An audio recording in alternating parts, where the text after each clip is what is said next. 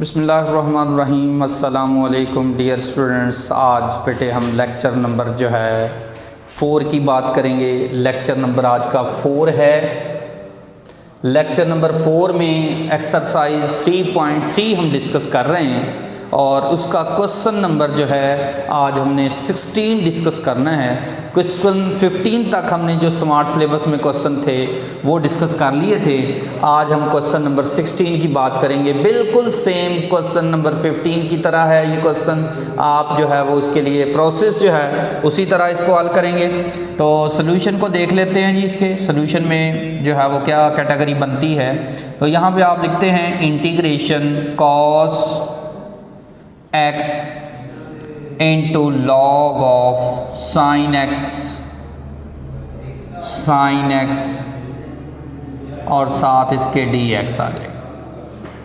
अब प्यारे बच्चों ये वाली चीज़ जो है ना बेसिकली cos x जो है ना ये मल्टीप्लाई की टर्म में हो रहा है, तो लिहाजा cos x और sin x ये कॉट बनता है। तो इसको बच्चों हम इस तरह लिख सकते हैं, इंटीग्रेशन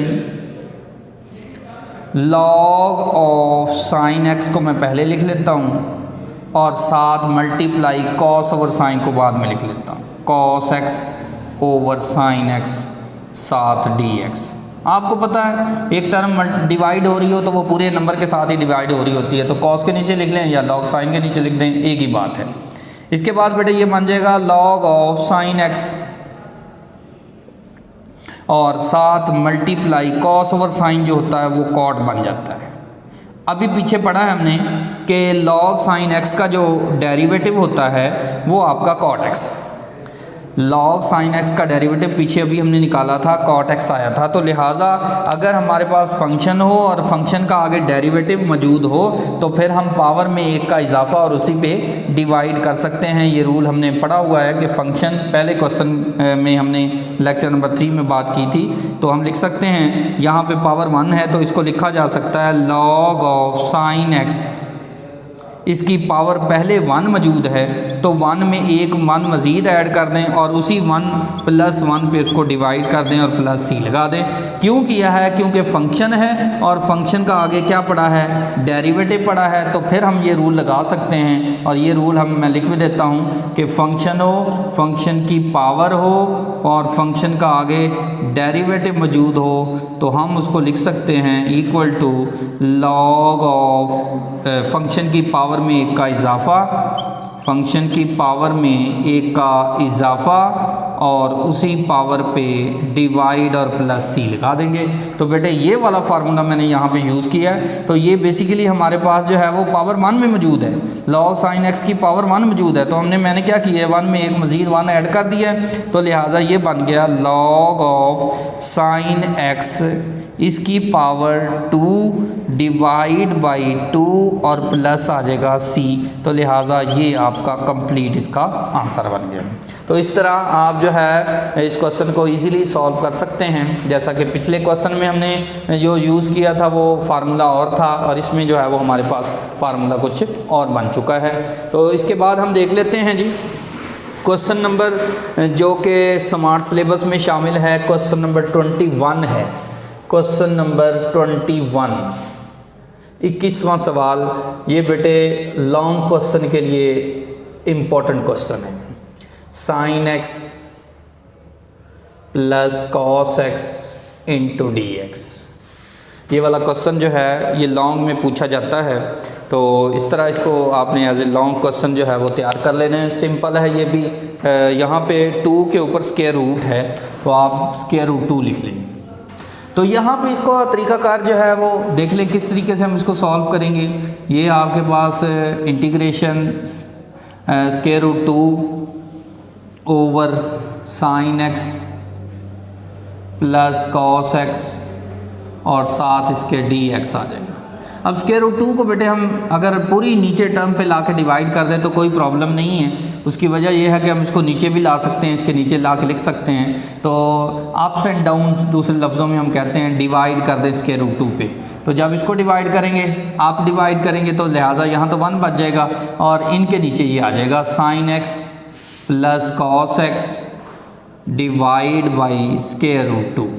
और साथ इसके dx आ जाएगा। इसको तीसरी टर्म को ऊपर ले जाएं तो फिर वही चीज़ बन जाएगी ऊपर वाली एज इट इज़। इस तरह बेटे इसको लिखा जा सकता है इंटीग्रेशन 1 ओवर साइन एक्स, साथ इसके 1/√2 लिख लें, अलग-अलग डिवाइड कर दें स्क्वायर-रूट 2 को इस पे भी और स्क्वायर-रूट 2 को इस पे भी, और प्लस लिख लें cos x, साथ इसके लिख लें 1/√2 और साथ इसके आ जाएगा dx। आपको बेटे यहाँ पे मालूम होगा कि आपके पास एक जो है वो फार्मूला था जिसमें आपने लिखा होगा कि साइन π/4 होता है, साइन π/4 ये भी 1/2 स्क्वायर रूट होता है, और cos π/4 भी हमारे पास जो है 1/√2 होता है। cos 45 की कीमत जो है 1/2 का जज़र होती है और साइन 45 की भी उतनी होती है, तो लिहाजा आप 1/√2 की जगह साइन π/4 लिख लें, cos 1/2 स्क्वायर रूट की जगह यहाँ cos π/4 लिख लें। उसकी वजह ये बता रहा हूँ कि यहाँ पे cos alpha cos beta plus sine alpha sine beta वाला फार्मूला बन जाएगा। तो इसको बेटे इस तरह लिखा जा सकता है, next integration 1 over sine x और साथ इसके आ जाएगा sine π/4 plus cos x cos π/4 और साथ इसके dx आ जाएगा। इसके बाद इसको बेटे इस तरह लिखा जा सकता है integration 1 over cos x cos π/4 plus sine x sine π/4। आपको बेटे फर्स्ट ईयर में फार्मूला याद होगा कि आपने cos alpha cos beta plus sine alpha sine beta का फार्मूला पढ़ा था, वो मैं फार्मूला यहाँ पे लिख भी देता हूँ। cos alpha minus beta equal था cos alpha cos beta plus sine alpha sine beta. ये आपने फर्स्ट ईयर की बुक में चैप्टर नंबर 10 के अंदर जो है वो ये फार्मूला पढ़ा था। cos alpha minus beta cos alpha cos beta plus sine alpha sine beta लिखा जा सकता है। तो देखिए सिचुएशन सेम है, अल्फ़ा रोल यहाँ x अदा कर रहा है, अल्फ़ा का रोल क्या अदा कर रहा है x, और बीटा का π/4, तो cos alpha cos beta plus sine alpha sine beta. तो बेटे ये इसको हम लिख सकते हैं integration 1 over cos alpha cos beta plus sine alpha sine beta cos alpha minus beta, तो cos अल्फ़ा x है और बीटा π/4 है और साथ इसके dx आ जाएगा। इसके बाद बेटे इसको हम लिख सकते हैं, आपको पता है 1 ओवर कॉस जो होता है 1 ओवर कॉस सीकेंड होता है, तो ये बन जाएगा इंटीग्रेशन सीकेंड x माइनस π/4 और साथ इसके आ जाएगा dx। 1 ओवर कॉस को लिखा जा सकता है सीकेंड, तो लिहाजा मैंने इसको सीकेंड लिख लिया। अब बेटे ये सीकेंड जो है ये आपके पास जो है इंटीग्रेशन बनती है, ये इंटीग्रेशन के फार्मूलाज आपने याद रखने हैं। इंटीग्रेशन सीकेंड x की जो है वो आपके पास क्या होती है, सीकेंड x dx, ये होती है log of सीकेंड x plus tan x। ये आपने फार्मूला जो है वो याद रखना है। तो इसकी इंटीग्रेशन x का रोल x माइनस π/4 अदा कर रहा है, तो हम इसको लिख लेंगे log of secant x minus π/4 plus tan x minus π/4 और प्लस क्या आ जाएगा, c आ जाएगा। तो ये बेटे आपका इसका फाइनल आंसर बन गया है। सिंपल सा क्वेश्चन है, लॉन्ग क्वेश्चन में ये पूछा जा सकता है, तो लिहाजा इसको आपने अच्छे तरीके से सॉल्व कर लेना है। सिंपल क्वेश्चन है, इसमें कोई मुश्किल बात नहीं है। बस स्टार्ट के अंदर आपको ये पता होना चाहिए कि यहाँ से √2 sin x plus cos x ये हमारे पास कॉम्प्लिकेशन में आ रहा है, ओवर में फ्रैक्शन में प्लस हो रही है 2 टर्म्स, तो हमारे लिए प्रॉब्लम है। तो हम ऐसा करते हैं √2 को नीचे ले आते हैं और उसके बाद फार्मूला वगैरह बना के इसको हम इजीली जो है वो सॉल्व कर लेते हैं। तो ये एक्सरसाइज के जो स्मार्ट सिलेबस में क्वेश्चन शामिल थे वो बिल्कुल आपने हल कर लिए हैं। नेक्स्ट हम एक्सरसाइज जो है वो 3.4 पे जाएंगे। तो उससे पहले हम जो है वो थोड़ी सी बात कर लेते हैं इंटीग्रेशन बाय पार्ट्स की, जो कि बहुत ही इम्पोर्टेंट एक्सरसाइज है। इसमें से अक्सर जो है वो शॉर्ट क्वेश्चन पूछे जाते हैं। तो टॉपिक हमारा है इंटीग्रेशन बाय पार्ट्स। तो यहाँ पे जो है topic integration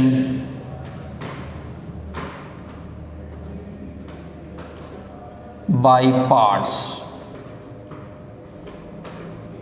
integration by parts के अंदर हम जो है जो बात करेंगे वो फंक्शंस की बात करेंगे कि इंटीग्रेशन बाय पार्ट्स कौन सा हमारे पास जो है वो फार्मूला है, इसको जहन में रखना है। इंटीग्रेशन बाय पार्ट्स के अंदर जो है जो फार्मूला हमने यूज़ करना है वो आपको याद होना चाहिए कि ये कब वैलिड होता है, कब इस्तेमाल होता है, कि जब दो फंक्शन f और g ये आपस में मल्टीप्लाई हो रहे हैं। डेरिवेटिव में तो हमने पढ़ा था कि ये प्रोडक्ट रूल जो है वो हमारा लग जाएगा, तो हम प्रोडक्ट रूल के ज़रिए जो है वो फर्स्ट फंक्शन का जो है वो डेरिवेटिव ले लेते थे, सेकंड को वैसे लिख लेते थे प्लस का, फिर सेकंड को वैसे लिख लेते थे, फर्स्ट वैसे लिख लेते थे सेकंड का डेरिवेटिव। तो ये डेरिवेटिव में हमने पढ़ लिया था, लेकिन इंटीग्रेशन में भी तो प्रोडक्ट रूल हमारे पास है, लेकिन इसका नाम उसने क्या रखा है, इंटीग्रेशन बाय पार्ट्स। तो इंटीग्रेशन बाय पार्ट्स के ज़रिए हम जो है वो दो फंक्शन प्रोडक्ट में पढ़े हों तो इसकी इंटीग्रेशन हम कैसे करेंगे।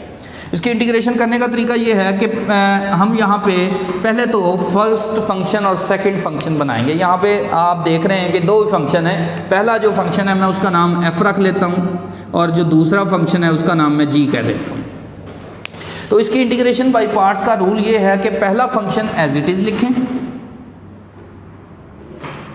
इंटीग्रेशन हम करेंगे सेकंड फंक्शन की, उसके बाद आगे आप साइन लगाएंगे माइनस का, उसके बाद आप लिखेंगे इंटीग्रेशन का साइन और डेरिवेटिव आप लेंगे फर्स्ट फंक्शन का। डेरिवेटिव आप लेंगे फर्स्ट फंक्शन का। आप ऐसे कर लें कि इंटीग्रेशन जिसकी की हुई है दोबारा उसी को लिख लें। इस तरह इंटीग्रेशन जिसकी की हुई है वो g ऑफ x की इंटीग्रेशन है, g ऑफ x को दोबारा लिख लें और डेरिवेटिव आप लिखेंगे फर्स्ट फंक्शन का। तो डेरिवेटिव आपके पास आ जाएगा फर्स्ट फंक्शन का यानी f का, और ये क्लोज कर देंगे और साथ इसके dx लिख लेंगे। तो इस फार्मूले के तहत आज हम जो है वो क्वेश्चन करेंगे जिसका नाम होगा इंटीग्रेशन बाय पार्ट्स। तो ये बेटे आपने याद रखना है कि दो फंक्शन अगर प्रोडक्ट में पड़े हों तो आप इंटीग्रेशन बाय पार्ट्स के ज़रिए क्वेश्चन को सॉल्व कर सकते हैं। तो उसका तरीकाकार क्या है, first function as it is, second की इंटीग्रेशन, माइनस का साइन, फिर इंटीग्रेशन का साइन, उसके बाद जिसकी इंटीग्रेशन की हुई है उसको एज इट इज़ लिख देंगे इंटीग्रेशन के साथ ही, जिसकी यानी g ऑफ x की इंटीग्रेशन की है हमने तो g ऑफ x को वैसे लिख देंगे और डेरिवेटिव लेंगे फर्स्ट फंक्शन का और उसके साथ इसके dx लिख देंगे। तो आपको मज़ीद जो है वो क्वेश्चन के अंदर बात समझ आ जाएगी। अब प्रॉब्लम यहाँ पे बच्चों के लिए होता है, हम आमतौर पे एक फार्मूला बना लेते हैं कि फर्स्ट फंक्शन और सेकंड फंक्शन किसको बनाया जाए। अब यहाँ पे हमारे पास जो है एक रूल है, वैसे ही हमने बनाया हुआ है कि यहाँ पे ये फार्मूला जो है वो हम यूज़ करके क्वेश्चन को सॉल्व कर सकते हैं। आई लेट इसके ज़रिए हम जो है वो क्वेश्चन को देख लेते हैं कि भाई हमने कौन सा फंक्शन फर्स्ट बनाना है और सेकंड बनाना है। तो यहाँ पे आई का मतलब यहाँ पे इन्वर्स फंक्शन की बात कर रहा है, वो इन्वर्स फंक्शन होगा यहाँ पे।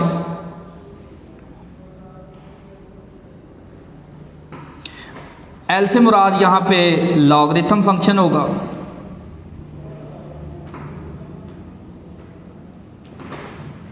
उसके बाद नेक्स्ट ए से मुराद यहाँ पे अलजेब्रिक फंक्शन होगा।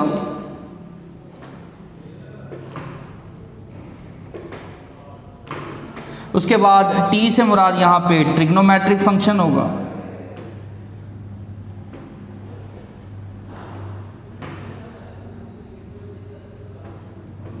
और ई से मुराद यहाँ पे एक्सपोनेंशियल फंक्शन होगा। तो सारे फंक्शंस के आप जो है वो बातें जानते हैं कि इन्वर्स फंक्शन कौन सा होता है, ये sign inverse, cos inverse, tan inverse, इस तरह के जितने भी फंक्शंस होंगे, एक्स का इन्वर्स हो सकता है। तो ये सारे फंक्शन जो है वो हमारे इन्वर्स फंक्शन की शक्ल में आएंगे। इसके बाद लॉगरिथम में जिसमें लॉग आ जाएगा, log x की शक्ल आ जाएगी, ln आ जाएगा, तो वो लॉगरिथम फंक्शन बन जाएगा। अलजबरा जिसमें वेरिएबल वगैरह इन्वॉल्व हो जाएंगे, x आ जाएगा, y आ जाएगा, z आ जाएगा, वो हमारे पास अलजबरिक के अंदर कंसीडर हो जाएंगे। इसके बाद ट्रिग्नोमेट्रिक में साइन है, कॉस है, टैन है, सीकेंड है, कोसीकेंड है, ये सारे जो है वो ट्रिग्नोमेट्रिक में आ जाएंगे। उसके बाद एक्सपोनेंशियल है जो e की पावर, या हमारे पास जो है वो variable occur in the exponent power में आ जाए कोई भी वेरिएबल, तो वो फंक्शन एक्सपोनेंशियल बन जाता है। यहाँ पे हमारा राब्ता रहेगा एक्सपोनेंशियल e की पावर x से, e की पावर ax से, तो इस तरह के जो फंक्शन होंगे वो एक्सपोनेंशियल फंक्शन में आ जाएंगे। तो हम यहाँ से ट्रेस आउट कर सकते हैं कि कौन पहले आ रहा है। अब यहाँ पे हमारे माइंड में जनरल सा एक मैं टिकी जो है वो एक जहन में बनाता हूँ। जैसे मैं लिखता हूँ यहाँ पे x log x integration dx, इसकी इंटीग्रेशन करें। अब इसकी इंटीग्रेशन जो है वो हम आराम से कर सकते हैं अगर हमें पहले फंक्शन और सेकंड फंक्शन का सिलेक्शन का तरीका आता है। अब यहाँ पे आप देख रहे हैं ये अलजबरा है और ये लॉगरिथम है, तो लॉगरिथम पहले आ रहा है, अलजबरा पहले आ रहा है, तो लिहाजा लॉगरिथम पहले आ रहा है, अलजबरा बाद में आ रहा है, तो ये फर्स्ट बन जाएगा और ये सेकंड बन जाएगा। इसके बाद इसी तरह एक एग्जांपल और ले लेते हैं। इसी तरह मैं लिखता हूँ integration x sin x dx, ये फंक्शन है। अब इसको देखें तो यहाँ पे भी हम बनाना चाह रहे हैं कि भी फर्स्ट किसको बनाएं और सेकंड किसको बनाएं। तो यहाँ पे देखें तो ज़रा अलजबरा पहले है और ट्रिग्नोमेट्री बाद में, तो अलजबरा पहले है तो ये फर्स्ट बन जाएगा और ये सेकंड बन जाएगा। इस तरह हम जो है वो इंटीग्रेशन के रूल्स लगा के डेरिवेटिव हमें आने चाहिए, डेरिवेटिव क्योंकि उसके अंदर यूज़ होने हैं। तो डेरिवेटिव्स अगर हमें आते होंगे तो हमारे लिए ये चैप्टर जो है ये इस एक्सरसाइज को हम ईजीली जो है वो सॉल्व कर सकते हैं। तो अब हम इसके जो स्मार्ट सिलेबस में क्वेश्चन हैं उन स्मार्ट सिलेबस वाले क्वेश्चन को हम देख लेते हैं और इनके सोल्यूशन की तरफ जो है वो मूव करते हैं। तो यहाँ पे क्वेश्चन आपका है एक्सरसाइज 3.4।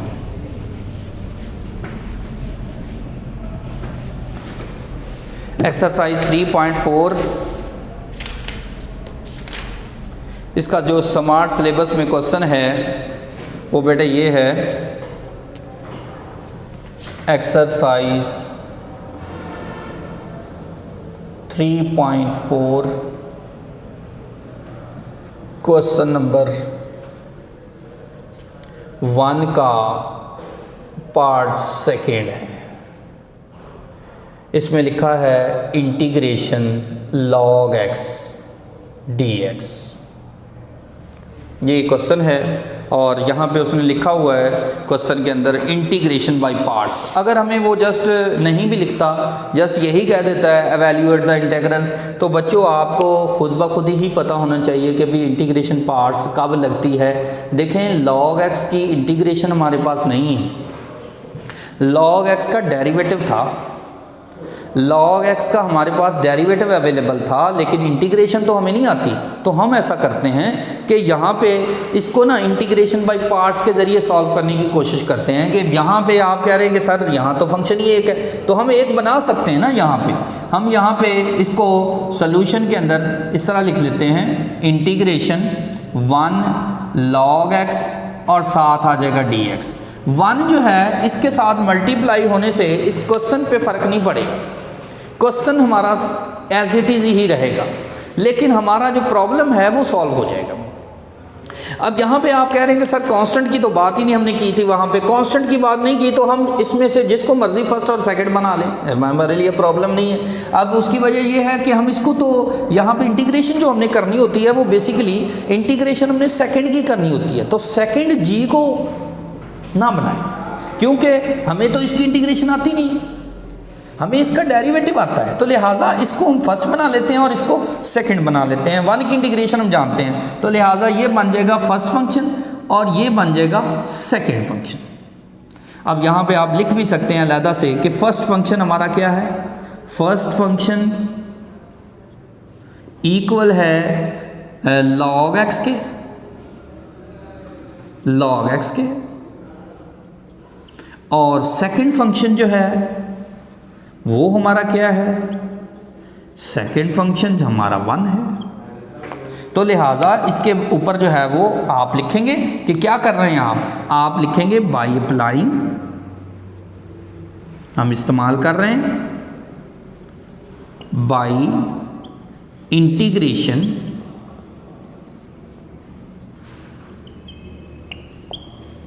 बाई पार्ट्स, हम इसके ऊपर जो है इंटीग्रेशन बाई पार्ट्स इस्तेमाल कर रहे हैं। तो आप यहाँ पे by applying integration by parts हम इस्तेमाल कर रहे हैं, वो आप लिखते हैं कि जी इंटीग्रेशन बाई पार्ट्स हमने जो है इसके अंदर इस्तेमाल की। अब इंटीग्रेशन बाई पार्ट्स क्या है वो हमने पहले लिख दी, एक्सप्लेन कर दी थी कि इंटीग्रेशन बाई पार्ट्स क्या होती है। अब उसमें हमने कहा था कि first function as it is लिखें, first function log of x है, तो यहाँ पे log ऑफ x वैसे ही आ जाएगा। उसके बाद इंटीग्रेशन हम सेकंड की करेंगे, सेकंड हमारा 1 है, इंटू डी एक्स आ जाएगा, माइनस का साइन लगा देंगे, वो फार्मूले में, फार्मूले को जहन में रखेंगे, इंटीग्रेशन का साइन डाल दें। उसके बाद इंटीग्रेशन जिसकी हमने करनी है उसको दोबारा लिखें, इंटीग्रेशन 1 की साथ डी एक्स आ जाएगा। उसके बाद डेरिवेटिव हमने लेना है फर्स्ट का, डेरिवेटिव किसका लेना है जी, डेरिवेटिव हमने लेना है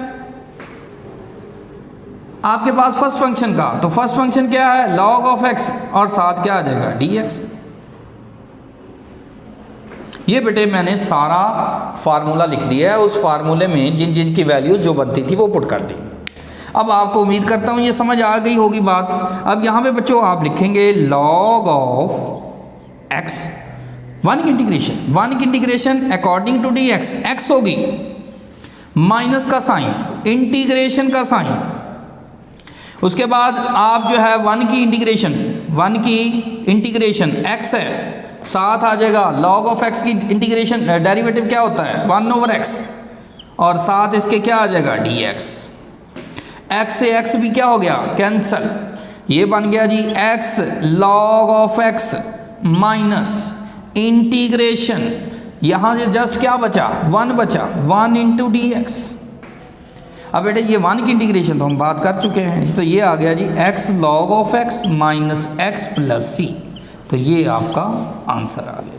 तो लिहाजा देखें जी इंटीग्रेशन बाय पार्ट्स भी हमारे लिए जो है वो एक बहुत ही अच्छा फार्मूला है, जिसकी मदद से हम जो है वो मोस्टली क्वेश्चन को इजीली जो है वो सॉल्व कर लेते हैं। इसमें भी हमें कोई प्रॉब्लम फेस करना नहीं पड़ा। लेकिन यहाँ पे ये एज ए MCQs भी क्वेश्चन आ चुका है, इसको एज ए MCQs आपने जो है वो देखना है, और शॉर्ट क्वेश्चन में भी ये क्वेश्चन आ चुका है, इसको शॉर्ट क्वेश्चन के हवाले से भी देख लीजिएगा।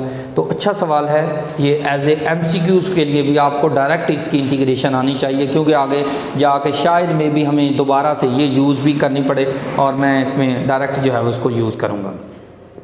इसके बाद बेटे इसका थर्ड पार्ट है जो कि हम बात कर रहे हैं थर्ड पार्ट की। तो थर्ड पार्ट में वो हमसे रिक्वायर्ड कर रहा है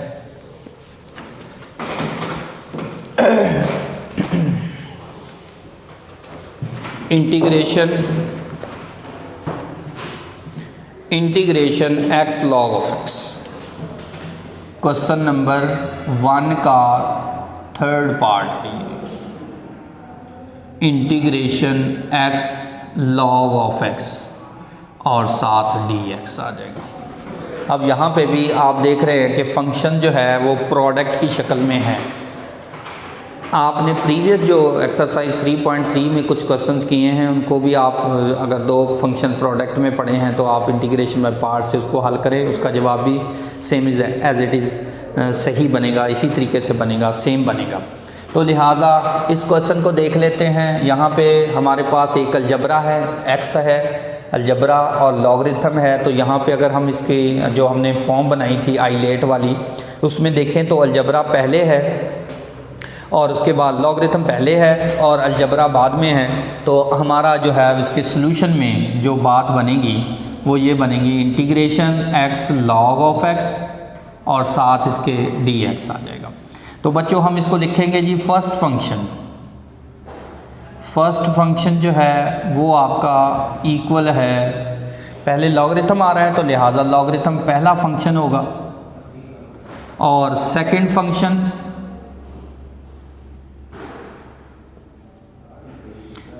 फंक्शन हमारा जो है वो बन जाएगा सेकंड फंक्शन x है तो x बन जाएगा, अलजबरा उसके बाद आ रहा है। तो हमारा फर्स्ट फंक्शन और सेकंड फंक्शन ट्रेस आउट हो गया है, तो हम यहाँ पे लिखेंगे by applying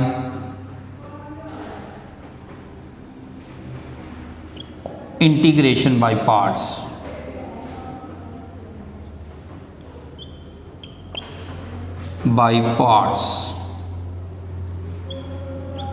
integration by parts हमने इस्तेमाल करनी है। तो इंटीग्रेशन बाय पार्ट्स हमने फार्मूला माइंड में बैठा हुआ है जो मैंने ये लिखा हुआ है, इस फार्मूले की मदद से आपने जो है वो इसको अप्लाई कर देना है। तो हमने क्या लिखा था जी, फर्स्ट फंक्शन वैसे ही, फर्स्ट फंक्शन कौन सा है, log of x, first function वैसे ही log ऑफ x वैसे ही, इंटीग्रेशन का साइन, सेकंड फंक्शन की इंटीग्रेशन, सेकंड फंक्शन की integration x into D x हो जाएगी, माइनस का साइन, उसके बाद इंटीग्रेशन का साइन एक, उसके बाद इंटीग्रेशन जिसकी हमने करनी है दोबारा लिखेंगे x डी एक्स को, और डेरिवेटिव हमने लेना है फर्स्ट फंक्शन का, डेरिवेटिव हमारे पास आ जाएगा फर्स्ट फंक्शन, और ये हमारे पास है equal to log of x और साथ इसके डी एक्स आ जाएगा।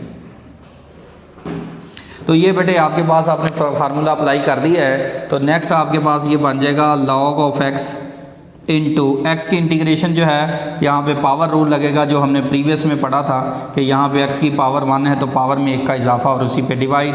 तो x की इंटीग्रेशन आपने पीछे भी पढ़ी थी, x स्क्वायर बाई 2 होती है, माइनस का साइन, इंटीग्रेशन का साइन आप लगा देंगे, और यहाँ पे x की इंटीग्रेशन अभी हम करके आए हैं तो ये आ जाएगा x स्क्वायर बाई 2, और साथ इसके डेरिवेटिव log x का अभी हमने पढ़ा है तो डेरिवेटिव 1 ओवर x होता है, और साथ इसके क्या आ जाएगा, dx आ जाएगा।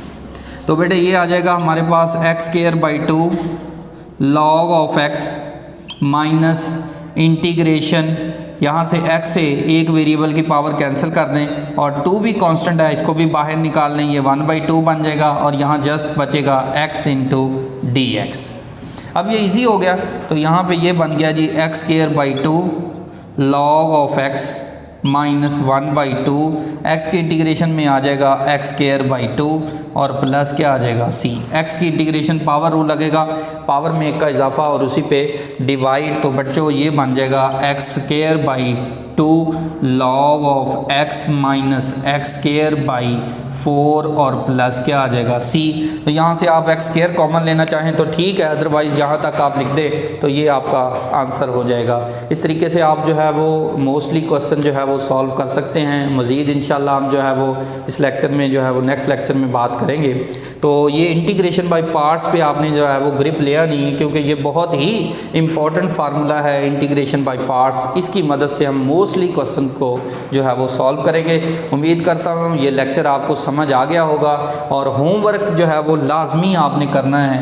होमवर्क आपका जो है जो क्वेश्चन होगा वो एक ही स्मार्ट सिलेबस में एक एग्जाम्पल है, वो एग्जाम्पल आपके पेज नंबर जो है 140 पे लिखी हुई है, पेज नंबर 140, और एग्जाम्पल है आपकी 6। ये आपने जो है वो होमवर्क में करनी है, बड़ी ही अच्छी एग्जाम्पल है, और ये क्वेश्चन आप जो है वो मुकम्मल तौर पे हल कर लेंगे। उम्मीद करता हूँ ये लेक्चर आपको समझ आ गया होगा। इंशाल्लाह जो है वो नेक्स्ट लेक्चर में मुलाकात होगी। तब तक के लिए थैंक यू सो मच।